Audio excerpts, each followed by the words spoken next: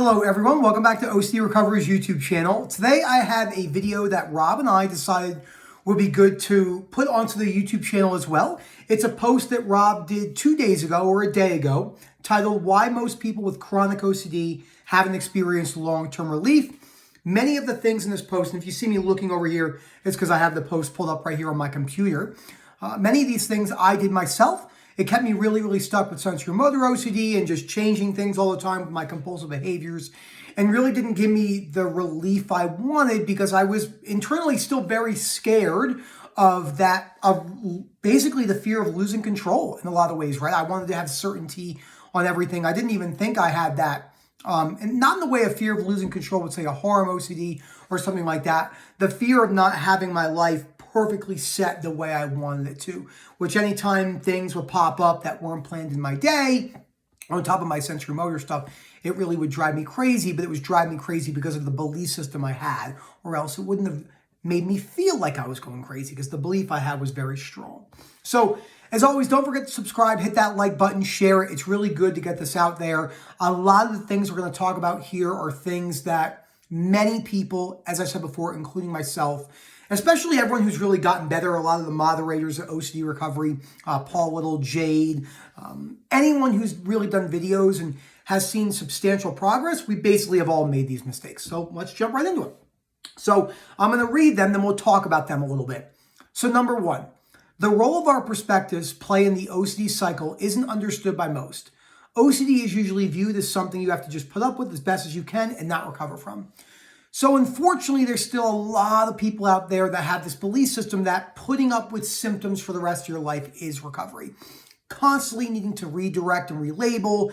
And it is important to highlight this. If you're living your life on your terms and still experiencing OCD, but you are doing the things to get better, disputing when necessary, facing fears when necessary, that is amazing, but that's actually not recovery.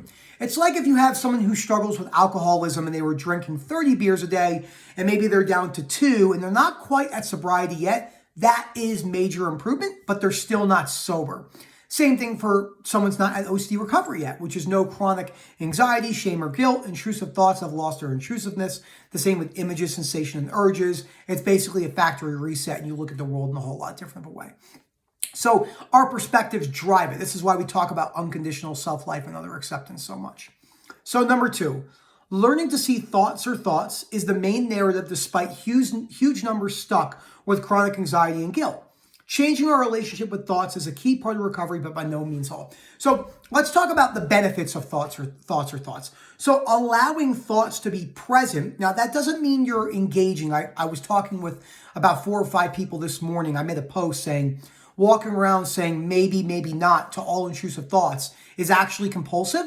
I don't do that. Most people who are in recovery don't do that. That's still engaging with the thoughts as they come and still shows that you're scared. And also, if you're latched with automatic rumination from, say, a harm OCD or an existential POCD, whatever the fear may be, if it's a really sticky one, you're not just going to be able to tell yourself maybe or maybe not, because the OCD will always move the goalpost one after another and make it feel like you haven't made any progress. So it is important to highlight that that's usually not enough.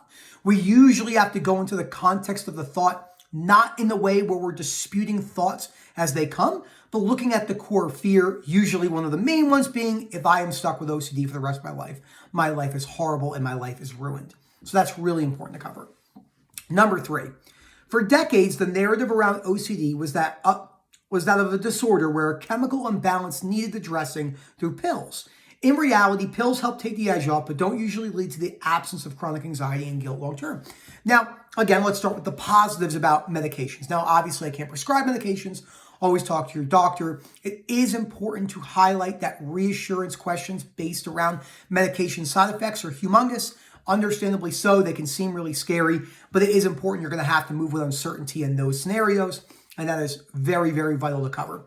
So pills don't change your relationship with the fear. It might help take the edge off. You might not be nearly as hyper aware. Anxiety might be down. Sensations of chronic shame and guilt might be down. But what we see is people don't actually see the results they want to see, usually because they're still scared to a degree because they never actually worked on the core fear. And this is really important to talk about because this is a mistake that I made a lot.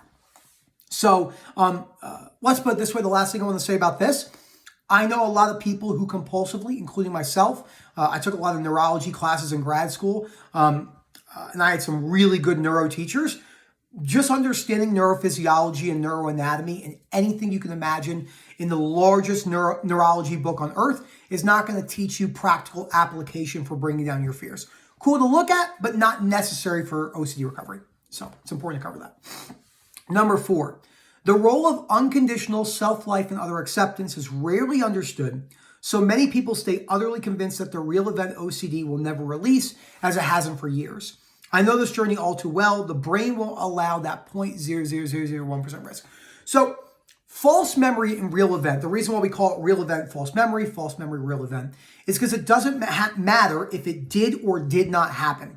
So if you're going into the past trying to dig up in like a dynamic approach of trying to know everything about the situation from 12 years ago, OCD will just morph that and make it feel like it was 12 and a half years ago that it was nighttime instead of daytime. It will make you question everything. This is why unconditional self-acceptance is so critical for these type of fears, because so many people are stuck in that, oh, I could never forgive myself.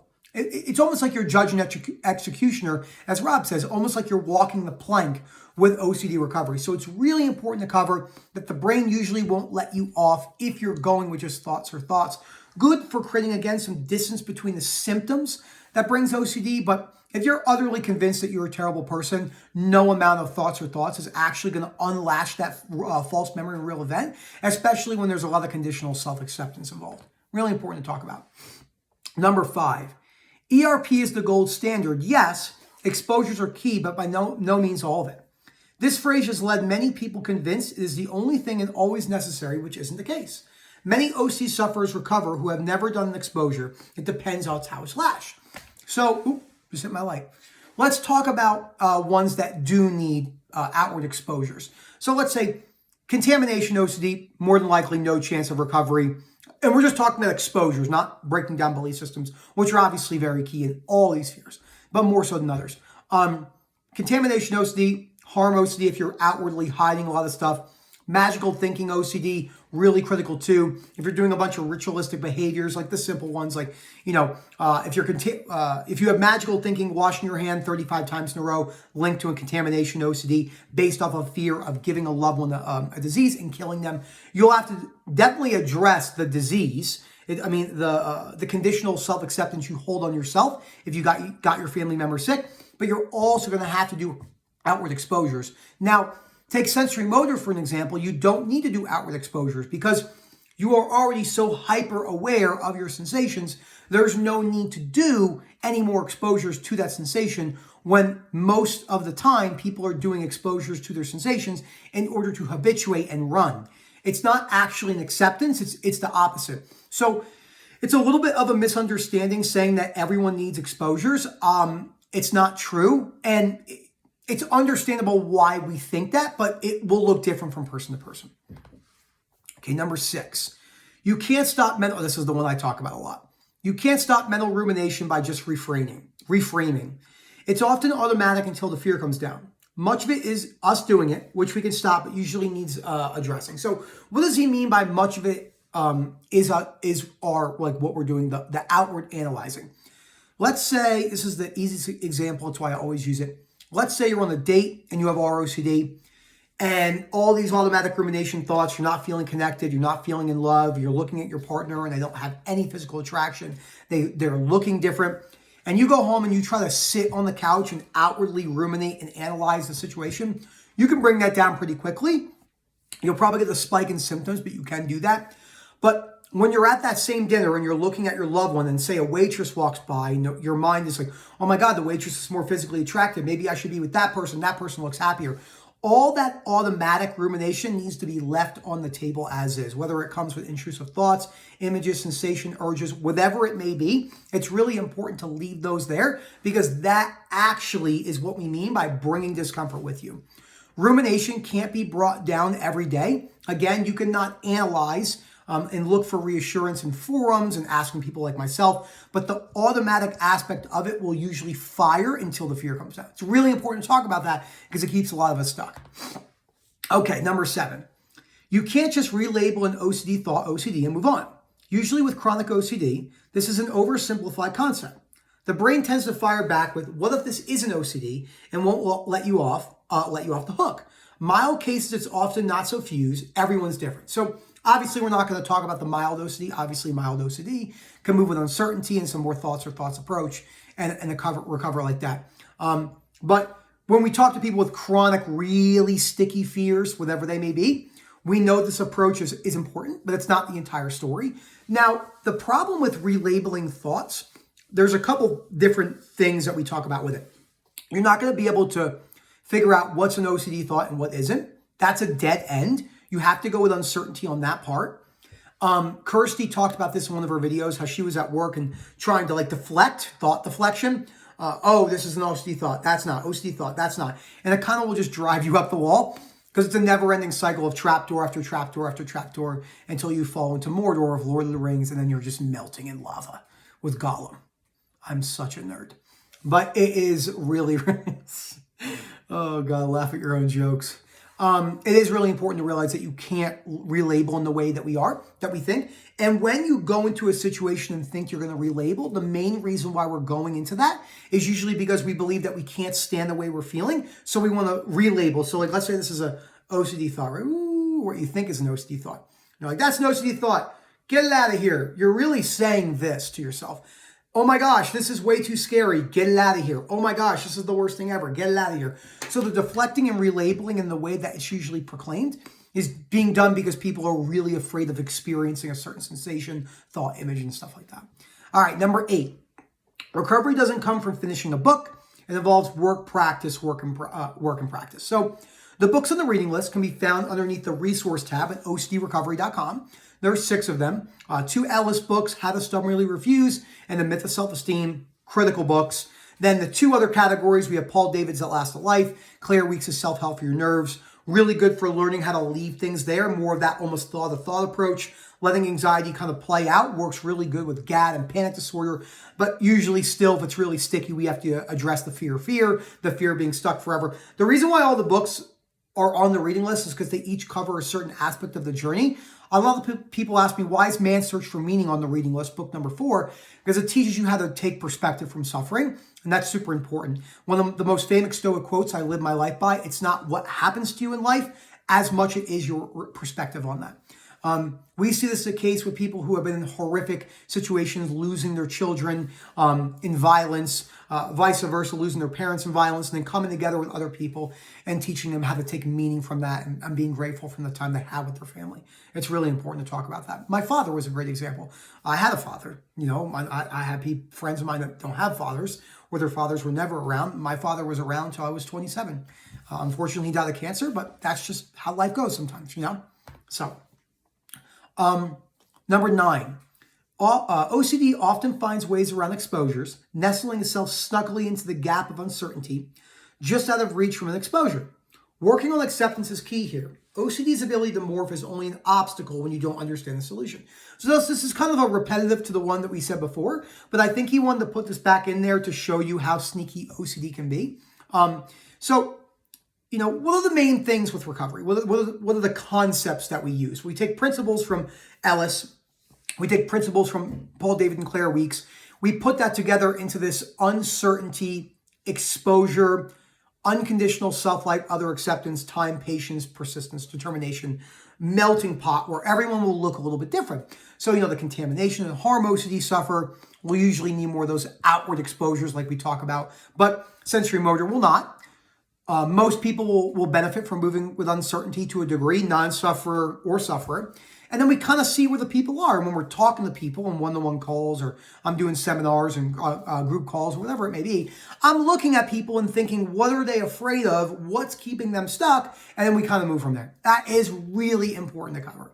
So, and the last one, number 10, this one is one that I talk about a lot too. Reassurance is subtle. We will often chase it through tone of voice, facial expressions, which very few therapists and coaches understand. So, OCD at the chronic level is very difficult to understand. It just is what it is.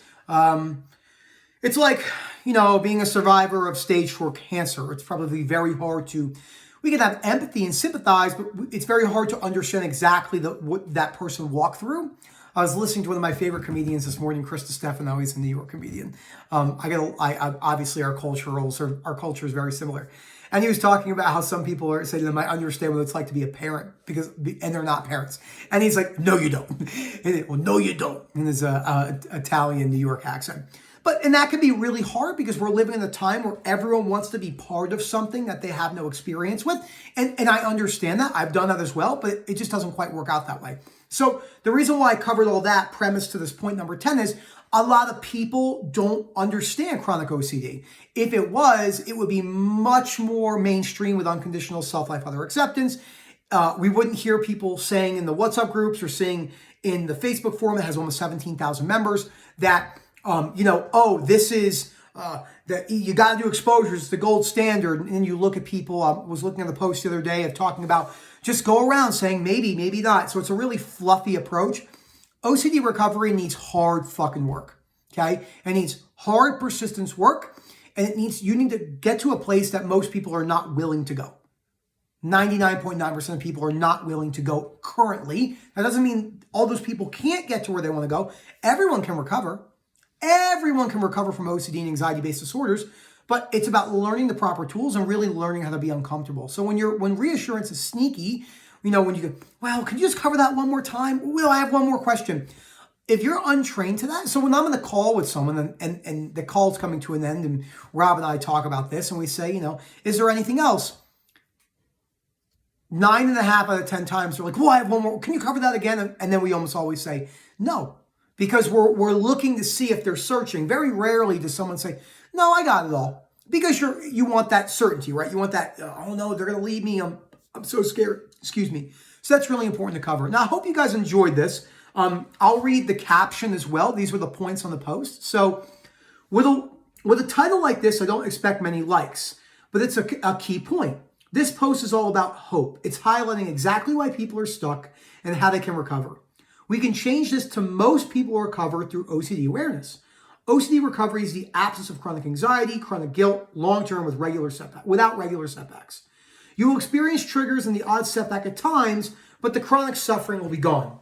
Above, I have highlighted the main lessons why most people with chronic OCD haven't experienced long-term relief. And this is really good. There's a lot of good engagement on here. A lot of people talking about, oh, wow, this is something I didn't know. And it's always like that. If you have any questions, feel free to answer. We have a lot of good webinars coming up. Let's see if I can find when the next webinars are. Let's see what I have. I can have it right here. So there's a sensory motor webinar tomorrow, which I will be speaking at. Very excited about that. I have a health webinar next week that will also be really, really good. So there's a lot of really good things out there, a lot of good tools, and just a lot of people who are willing to, talk and teach you things. I'm here to help you as best as I can through my experience and what I've seen that doesn't work for me. If you have any questions on the webinar, please email info@ocdrecovery.com. Again, that's info@ocdrecovery.com. If you come to a webinar, coaching calls, you get access to our WhatsApp services if you want, where you have to put your country code in. That's a cool service. So thank you so much. I hope you enjoyed this video. And as always, have a great day.